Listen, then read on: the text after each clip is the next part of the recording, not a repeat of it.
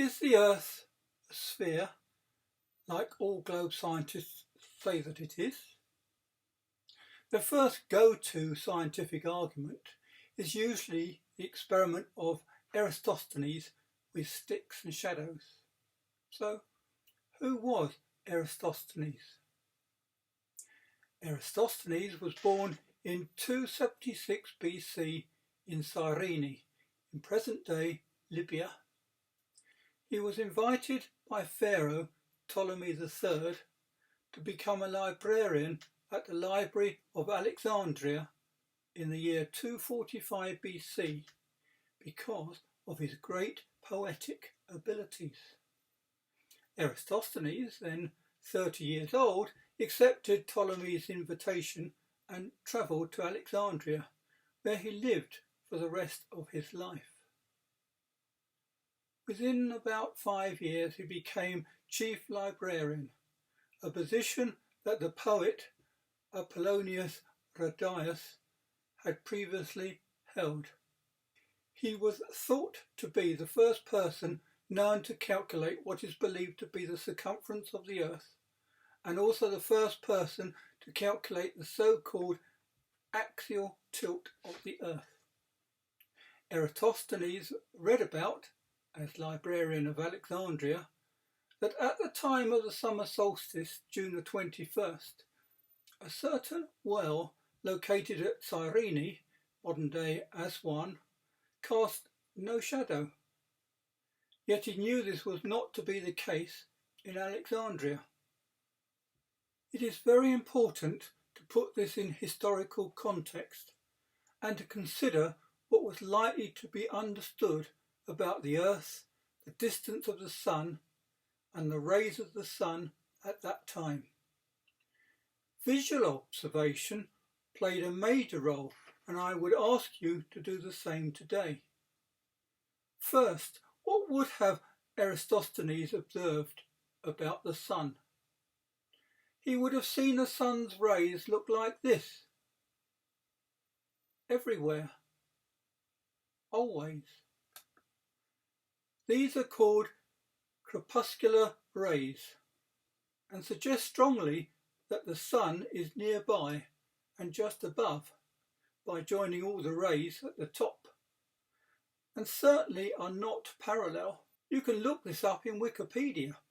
Eratosthenes believed the Sun to be about 4,080 miles above the Earth and the Moon to be about 780 miles.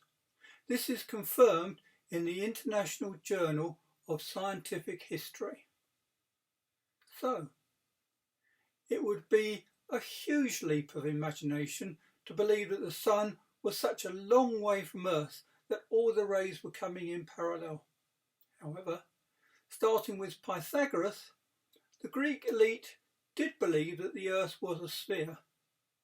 However, all the cultures at the time and up to the 1600s, they believed the Earth was flat. In making his calculations, Eratosthenes measured distance in stadia, a unit of measure based on the Greek foot race, or stadi. These units varied from place to place in the ancient world.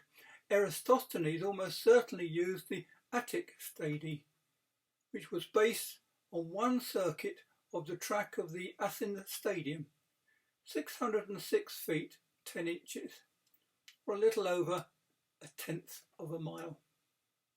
So let us look at what Eratosthenes did. At the next summer solstice at noon, Eratosthenes measured the angle of the shadow cast in the well at Alexandria. Now he could have used a vertical stick in the ground, measured its height and the length of shadow cast, and again calculated the angle of the shadow. At any rate, the angle was calculated to be 7 degrees. At some time, Eratosthenes employed a runner to pace out the distance from Alexandria to Cyrene. This came out as 500 miles. This was all the information he needed to do the calculations, So let's check this out. Here we have a representation of the experiment of Eratosthenes. Here we have the well of Cyrene, and here we have the sun at midday on the summer solstice, and its rays shone straight down the well, right down to the bottom. Now, to do this experiment properly, Eratosthenes would have used a well in Alexandria, not a stick, but would have used a well. And this is also important because the well would be guaranteed vertical and would be nice and long to measure. So let us draw in what he found. The ray of the sun would have clipped the edge of the well in Alexandria,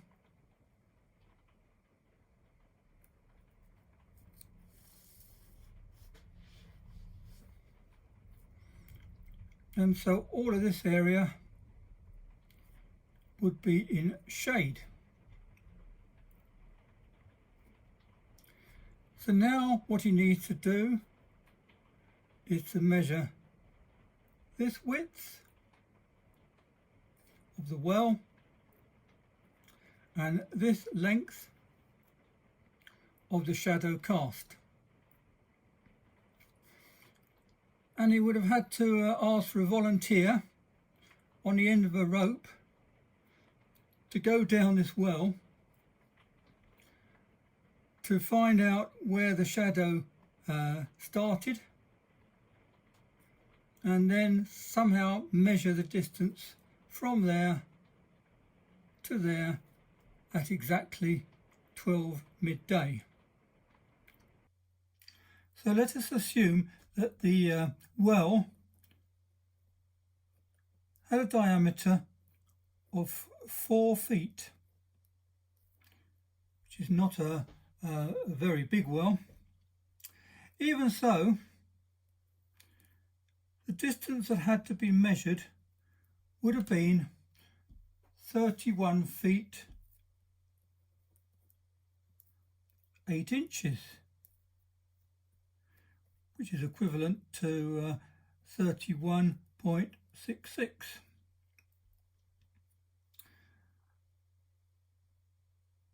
And this is all the calculation you need to work out this angle, the angle of the shadow, because using Euclid trigonometry, we have tan of this angle, we'll call it alpha A, is equal to the opposite over the adjacent, opposite being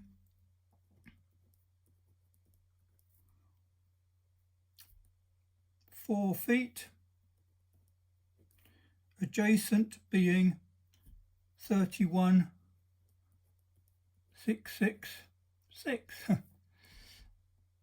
And we calculate that out. That equals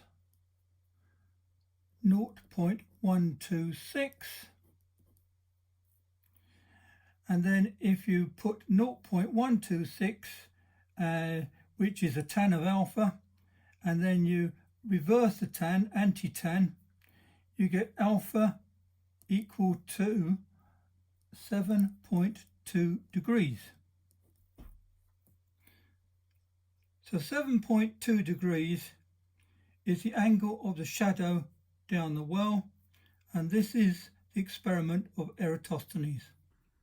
So now Eratosthenes can make the calculation for the sun above the earth, remembering he was expecting a figure of about 4,000 miles. Here, obviously not to scale, but is Cyrene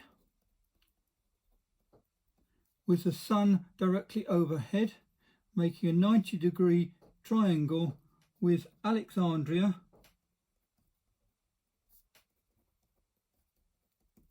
and the distance between them 500 miles. So let's draw the shadow angle.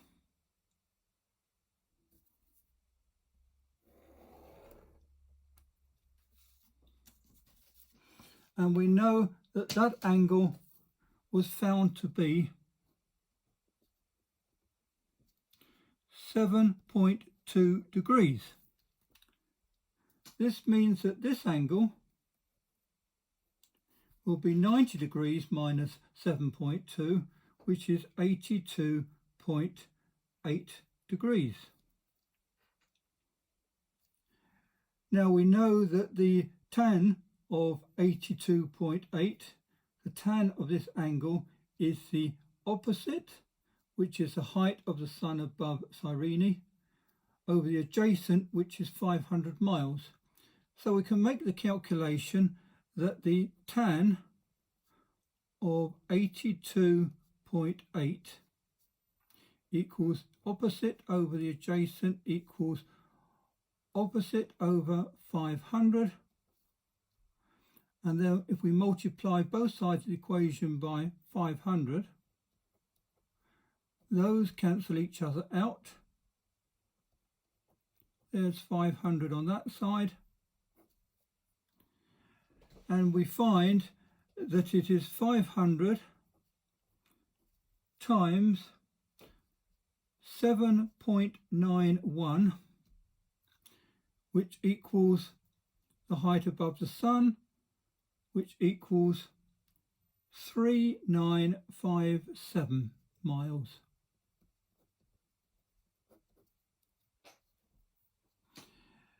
So we know that's round about the 4,000 that Eratosthenes was expecting.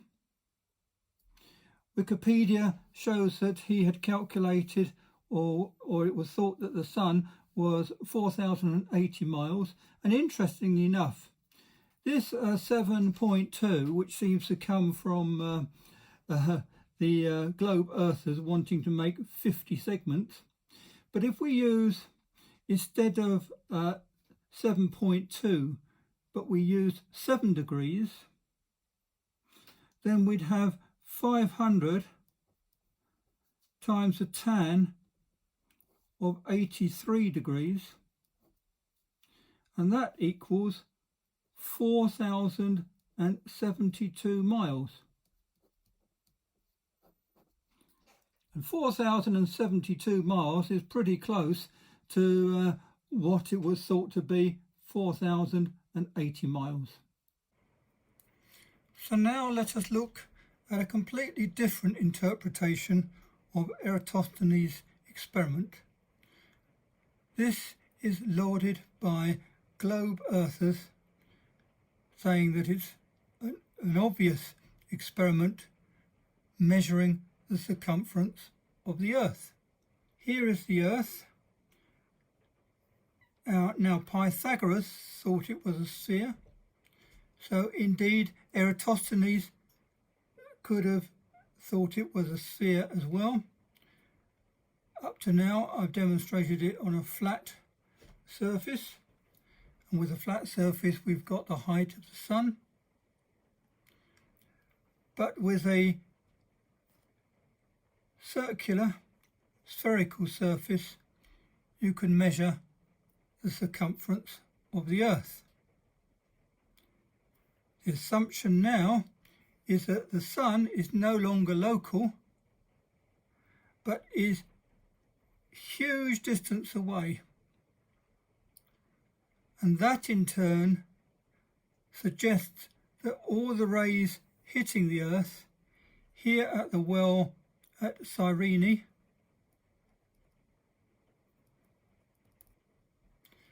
and at the well here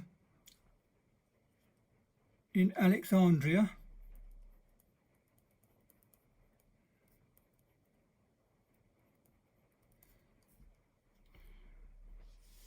but miraculously they've changed it now to a stick.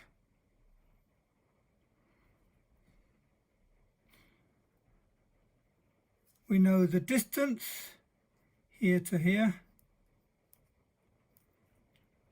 is 500 miles.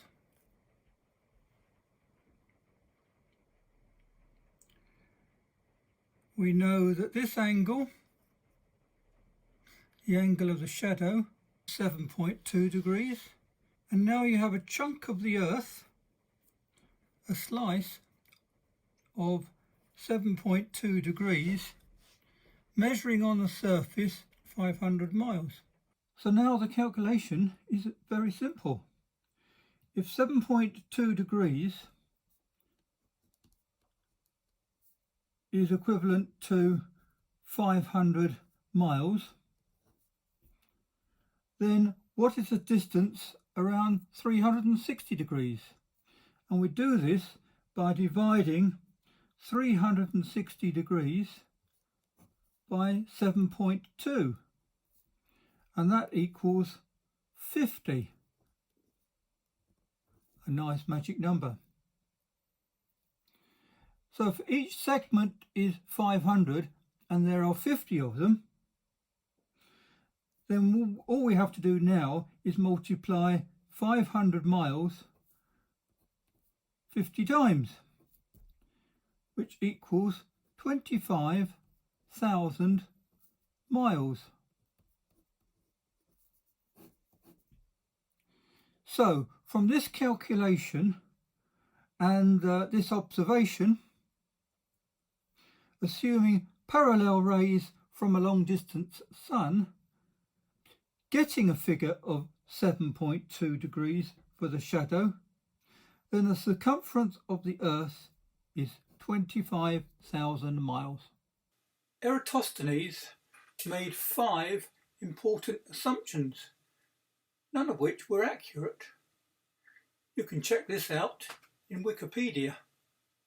First, that the distance between Alexandria and Cyrene was not exactly 500 miles. Remember, someone supposedly paced it. Second, that Alexandria is not exactly north of Cyrene. This is important for timing. 12 noon is when the sun is at its highest. Only if the two cities are exactly on the same longitudinal axis will the sun be at its zenith at the same time. Thirdly, it was assumed that Cyrene lay on the Tropic of Cancer, which it doesn't. This is important as only on the tropics and on the summer solstice can you guarantee that the sun is overhead. Otherwise, there must be a shadow, however slight, and probably undetectable down at the bottom of that well shaft. Fourth, it assumes that the Earth is a perfect sphere, which even globe earthers say it is not. And fifthly, the big one, that light rays emanating from the sun are parallel, which is only convenient to believe some of the time. I believe this is all a made-up, fabricated lie of the 1600s to so-called scientifically prove the Earth is a sphere.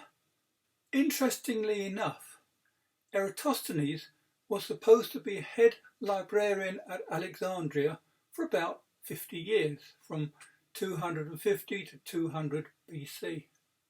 Yet the head librarian who came shortly afterwards, Heron the Elder of Alexandria, never ever mentioned Eratosthenes, and he wrote many books and both studied the same subjects.